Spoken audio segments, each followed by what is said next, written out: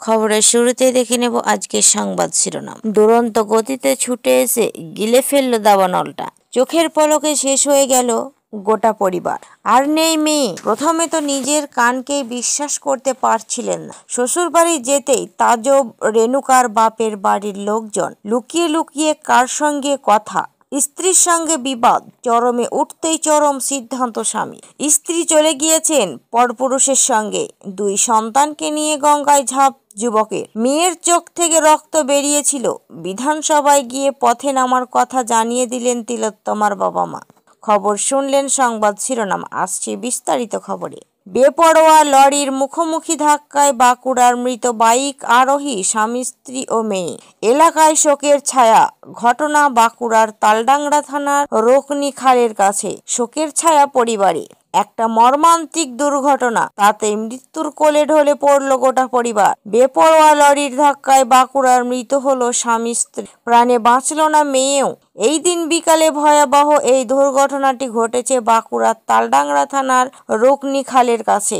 মৃত্যু হয়েছে সীমান্ত মুর্মু, তার স্ত্রী সরস্বতী মুর্মু ও মেয়ে অলকা মুর্মুর।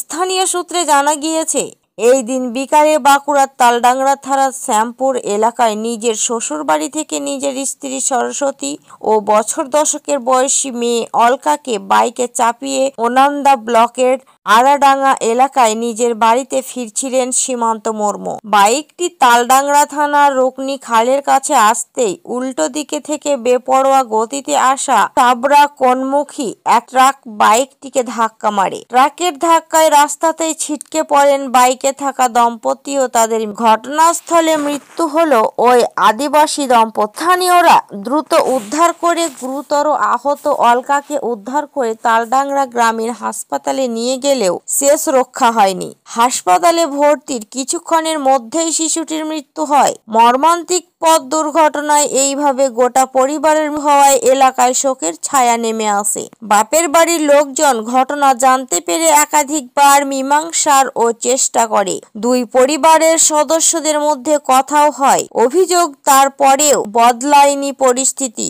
এর মধ্যেই সোনার রেণুকার বাপের বাড়িতে তার মৃত্যুর খবর আসে। গৃহবধূ অস্বাভাবিক মৃত্যুর ঘটনায় শোরগোল। তরুণী বাপের বাড়ির লোকজনের দাবি তাকে খুন করা হয়েছে। চাঞ্চল্যকর এই ঘটনা ঘটেছে গঙ্গারামপুর থানার বাসুরিয়া গ্রাম পঞ্চায়েত এলাকায়। মৃতার নাম রেণুকা পারভিন। স্থানীয় সূত্রে খবর, বছর 4 আগে বাসুরিয়া গ্রাম পঞ্চায়েতের বেলহস্তি এলাকায় বাসিন্দা আরভি মিয়ার সঙ্গে বিয়ে হয় রেণুকার। বাড়িতে তাদের একটি ছেলেও রয়েছে। কিন্তু বাপের বাড়ির লোকজনের অভিযোগ, বিয়ের পর থেকে তাদের মেয়ের উপর লাগাতার অত্যাচার চালাতো তার শ্বশুর বাড়ির লোকজন। শারীরিক নির্যাতন তো চলতোই, সঙ্গে ছিল মানসিক নির্যাতনও। বাপের বাড়ির লোকজন ঘটনা জানতে পেরে একাধিকবার মীমাংসারও চেষ্টা করে। 2 পরিবারের সদস্যদের মধ্যে কথাও হয়।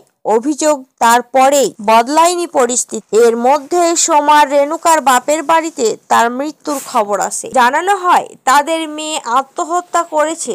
প্রথমে ঘটনা শুনে নিজেদের কানকে বিশ্বাস না করতে পারলেও রেণুকার আত্মীয়রা ছুটে যান তার বাপের বাড়িতে। বাপের বাড়ির লোকজনের স্পষ্ট অভিযোগ, মেয়ের নিজে আত্মহত্যা করেনি, তাকে খুন করে ঝুলিয়ে দেওয়া হয়েছে করেছে আরিফের বাড়ির লোকজন। খবর চাউর হতেই এলাকায় ব্যাপক উত্তেজনা ছড়ায়। খবর গিয়ে পৌঁছায় পুলিশের কাছে। পুলিশ এসে দেহ উদ্ধার করে ময়না তদন্তে পাঠিয়েছে। তদন্তকারীদের দাবি, ময়না তদন্তের রিপোর্ট এলে মৃত্যুর বিষয়ে যে ধোঁয়াশা রয়েছে তা অনেকটাই পরিষ্কার হয়ে যাবে। অন্যদিকে শ্বশুরবাড়ির লোকজনের কঠোর শাস্তির দাবিতে সরব হয়েছেন রেণুকার বাপের বাড়ির লোকজন। পুলিশ জিজ্ঞাসাবাদ চালাচ্ছে। উত্তেজনার খবর পেয়ে ঘটনাস্থলে আসে পুলিশ। পুলিশের কাছে জামাইবাবুর বিরুদ্ধে দিদিকে খুনের অভিযোগ দায়ের করেন অষ্টমীর বোন যমুনা। তার অভিযোগ পেতেই মানসকে গ্রেফতার করে পুলিশ। একই সঙ্গে খুনে ব্যবহৃত কুড়ুলটিও উদ্ধার হয়েছে বলে জানা যাচ্ছে। লুকিয়ে লুকিয়ে অন্য কারোর সঙ্গে প্রেম করছে। দীর্ঘদিন থেকেই এই সন্দেহ দানা বেঁধেছিল স্বামীর মনে। কিন্তু সেই সন্দেহের বশে যে সে এমন কাণ্ড ঘটিয়ে ফেলবে তা গুণাক্ষরেও টের পায়নি কেউ। স্ত্রীকে খুনের অভিযোগ উঠল স্বামীর বিরুদ্ধে। রক্তে ভাসল গোটা বাড়ি। চাঞ্চল্যকর ঘটনা পুরুলিয়া আদ্রা থানার গগনাবাদ গ্রামে। এই গ্রামের বাস মানস বাউরির। তার বিরুদ্ধে স্ত্রী অষ্টমী বাউরিকে বাড়ির মধ্যেই কুপিয়ে খুনের অভিযোগ উঠেছে। ঘটনাকে কেন্দ্র করে শোরগোল পড়ে গিয়েছে এলাকায়। উত্তেজনার খবর পেয়ে ঘটনাস্থলে আসে পুলিশ। প্রাথমিক তদন্তে পুলিশের অনুমান, স্ত্রীর সঙ্গে পুরনো বিবাদের জেরে এই কাণ্ড ঘটিয়েছেন মানুষ। নৈপথ্য বিবাহে বহির্ভূত সম্পর্কের জট থাকতে পারে বলে অনুমান করেছেন তদন্তকারীরা। মৃতার শাশুড়ি কাজল বাউরি আবার জানাচ্ছে, তার বৌমা ফোনে নাকি অন্য লোকের সঙ্গে প্রায়ই লুকিয়ে কথা বলতো, কিন্তু তার ছেলে তাকে কোনো ফোনের কিনে দেননি। তাই নিয়ে ছেলে বৌমার মধ্যে প্রায় ঝামেলা হতো বলে জানা। ইতিমধ্যেই আদ্র থানার পুলিশ সেই ফোন বাজেয়াপ্ত করেছে বলে জানা যাচ্ছে। তদন্ত শুরু করছে আদ্রা থানার। রাকেশের স্ত্রী অনয় এক পুরুষের সঙ্গে সম্পর্কে জড়িয়ে পড়েন। তাই নিয়ে সংসারে অশান্তি চলছিল। স্ত্রী একাধিকবার বুঝিয়েছেন রাকেশ, কিন্তু কাজ হয়নি। একদিন স্ত্রী ঘর ছেড়ে চলে যান। তারপর থেকেই মানসিকভাবে ভেঙে পড়েন রাকেশ। বেশ কিছুদিন ধরে স্ত্রীর হাবভাবে বদল এসেছিল। স্বামীর বিষয়টা ধরতেও পারেননি, কিন্তু তারপর একদিন হঠাৎ করে বাড়ি ছেড়ে 2 সন্তানকে রেখে চলে যান। স্ত্রী বিবাহ বহির্ভূত সম্পর্কের জেরে 2 সন্তানকে সঙ্গে নিয়ে বিষ খেয়ে গঙ্গায় ঝাঁপ দিয়ে আত্মহত্যা চেষ্টা করলেন এক যুবক। জানা গিয়েছে ওই যুবকের নাম রাকেশ দাস। মঙ্গলবার ঘটনাটি ঘটেছে মুর্শিদাবাদের জিয়াগঞ্জের 10 নম্বর ওয়ার্ড। স্থানীয় সূত্রে জানা গিয়েছে, রাকেশের স্ত্রী অন্য এক পুরুষের সঙ্গে সম্পর্কে জড়িয়ে পড়ে। তা নিয়ে সংসারে অশান্তি চলছিল। স্ত্রী একাধিকবার বুঝিয়েছেন রাকেশ, কিন্তু কাজ হয়নি। তারপর থেকেই মানসিকভাবে ভেঙে পড়েন রাকেশ। রাকেশের 2 সন্তান রয়েছে। একজনের বয়স 4 বছর, আরেকজনের 8। তাদেরকে নিয়ে চরম সিদ্ধান্ত গ্রহণ করলেন তিনি। সন্তানকে বিষ খাইয়ে নিজে বিষ খেয়ে গঙ্গায় ঝাঁপ দেন রাকেশ। কিন্তু দৃশ্য দেখতে পেয়ে স্থানীয় বাসিন্দারা দ্রুত গিয়ে রাকেশ ও 2 সন্তানকে উদ্ধার করেন। তাদের জিয়াগঞ্জ হাসপাতালে নিয়ে যান। অবস্থার অবনতি হওয়ায় বহরমপুরে মুর্শিদাবাদ মেডিকেল কলেজে হাসপাতালে নিয়ে যান। সেইখানে চিকিৎসাধীন 2 সন্তান ও বাবা। তবে উপনির্বাচনের আন্দোলনের প্রভাব পড়ল না বলে যে চর্চা শুরু হয়েছে তা নিয়ে কোনো মন্তব্য করতে চাননি তিলোত্তমার বাবা মা। তারা আরও একবার স্পষ্ট করে দেন, রাজনীতির সঙ্গে তাদের কোনো সম্পর্ক নেই। আরজিকর কাণ্ডের আন্দোলনের তীব্রতা কমছে। আন্দোলনরত চিকিৎসকরা নিজেদের কাজে ফিরছেন। উপনির্বাচনে আন্দোলনের তেমন কোনো প্রভাব পড়েনি বলে মনে করছেন রাজনৈতিক বিশ্লেষকরা। তবে আন্দোলন যে থামেনি তা বুঝিয়ে দিলেন খোদ তিলোত্তমার বাবা মা। মঙ্গলবার সকালে তার বিধানসভায় গিয়ে বিরোধী দলনেতা শুভেন্দু অধিকারীর সঙ্গে দেখা করেন।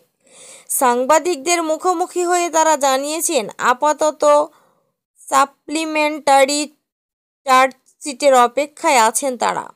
সেটা দেখেই পরবর্তী সিদ্ধান্ত নেবেন। বিধানসভার বাইরে বেরিয়ে তিলোত্তমার বাবা মা এই দিন সংবিধান দিবস পালিত হচ্ছে, তাই বিচারের আশা নিয়ে বিধানসভায় গিয়েছেন তারা। তিনি বলেন, আমরা শুধু সাপ্লিমেন্টারি চার্জশিটটা দেখতে চাই। যদি দেখি কোনো ঢিলেঢালা ব্যাপার আছে তাহলে আমার পথে নামব না। শুভেন্দু অধিকারীর সঙ্গে কথা বলে আশ্বস্ত হয়েছেন বলেও জানিয়েছেন তিলোত্তমার বাবা মা। তিলোত্তমার মা বলেন, মেয়ের মৃত্যু থেকেও বেশি কষ্ট হয়েছিল সেই দিন পুলিশের ব্যবহারে। ওই রাতটা যেন কোনো বাবা মাকে দেখতে না হয়। আন্দোলন যে থামবে না সেটা কথা স্পষ্ট করে দিয়ে তিনি বললেন,